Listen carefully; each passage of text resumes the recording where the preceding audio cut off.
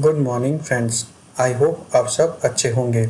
आपका स्वागत है आपके अपने YouTube channel current affairs for exam में। चलिए आज दिनांक 8/8/2024 की प्रश्नावली शुरू करते हैं।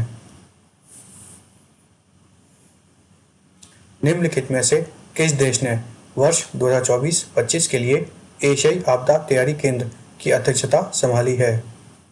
Bharat, Thailand, Vietnam, Malaysia. इसका सही जवाब है भारत।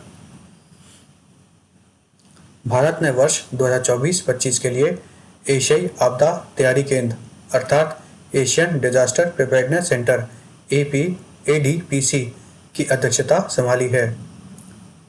ADPC एक स्वतः अंतर्राष्ट्रीय संगठन है जो एशिया और प्रशांत क्षेत्र में आपदा जोखिम में कमी और जलवायु लचीलेपन पर केंद्रित है। ADPC की स्थापना 1986 में हुई थी और इसका मुख्यालय बैंकॉक में है। चलिए अगले प्रश्न पर आते हैं।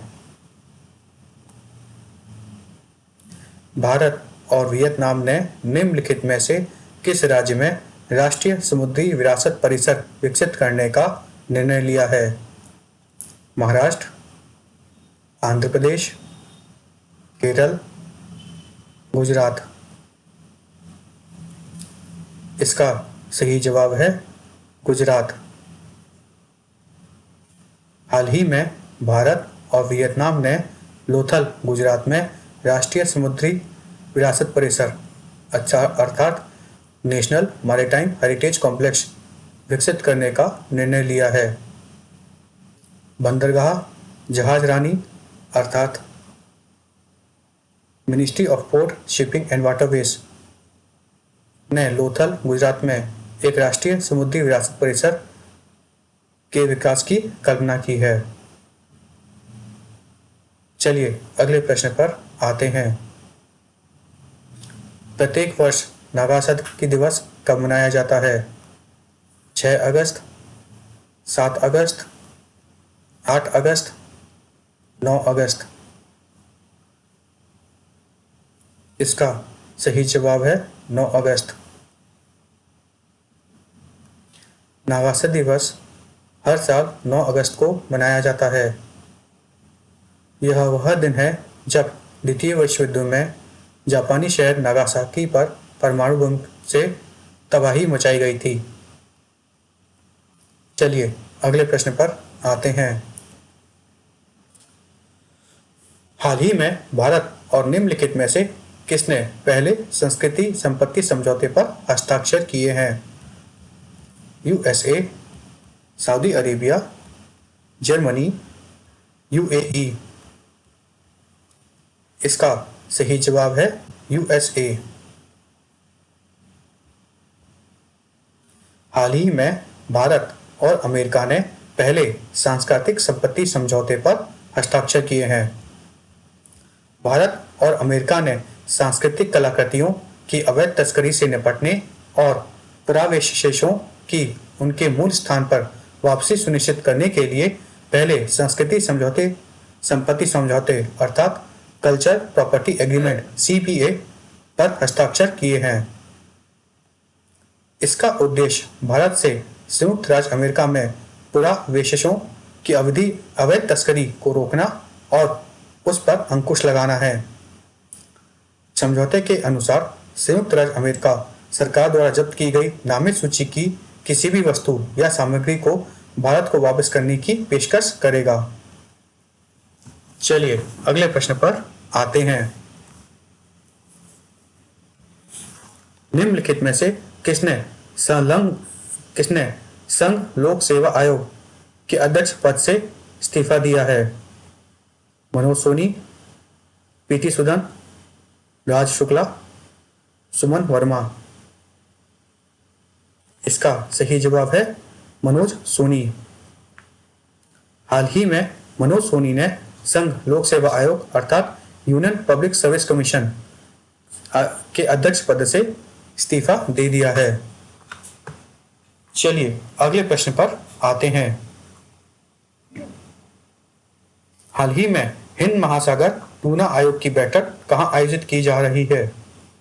चेन्नई, दिल्ली, बेंगलुरु, मुंबई। इसका सही जवाब है मुंबई।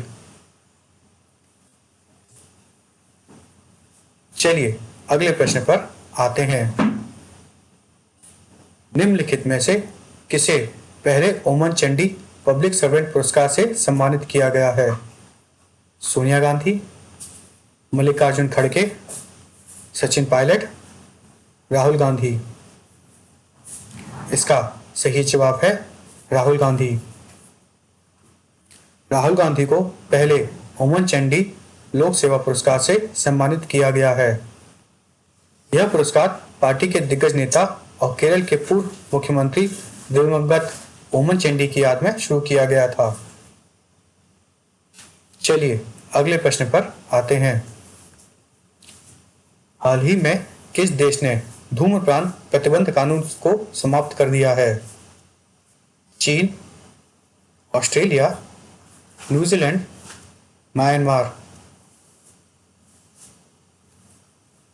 इसका सही जवाब है आते हैं। हाल ही में पेटीएम ने मर्चेंट नेटवर्क को पीओएस सॉल्यूशन और ईडीसी डिवाइस पेश करने के लिए निम्नलिखित में से किस बैंक के साथ साझेदारी की है? एचडीएफसी, एक्सिस, आईसीआईसीआई, बंधन। इसका सही जवाब है एक्सिस बैंक। हाल ही में पेटीएम ने मर्चेंट नेटवर्क को पीओएस सॉल्यूशन और ईडीसी डिवाइस पेश करने के लिए एक्सिस बैंक के साथ साझेदारी की है। चलिए अगले प्रश्न पर आते हैं। कमोडोर डी के मुरली ने निम्नलिखित में से किस कंपनी के अध्यक्ष और प्रबंधक निदेशक का पदभार ग्रहण किया है? बीईसीआईएल, एनटीपीसी, ओएनजीसी, बीईएमएल। इसका सही जवाब है बीईसीआईएल। कमोडोर डी के मुरली ने ब्रॉडकास्टर इंजीनियरिंग इंडिया लिमिटेड के अध्यक्ष और प्रबंधक निदेशक का पदभार हाल ही में ग्रहण किया है। Broadcast engineering consultant India limited सूचना और प्रसारण मंत्रालय के तहत एक मिनी रत्न केंद्रीय सार्वजनिक क्षेत्र उद्यम है। फ्रेंड्स, आज का सेशन यहीं समाप्त होता है। आपको हमारा सेशन कैसा लगा कमेंट करके बताइएगा तथा लाइक एवं सब्सक्राइब अवश्य कीजिएगा। धन्यवाद।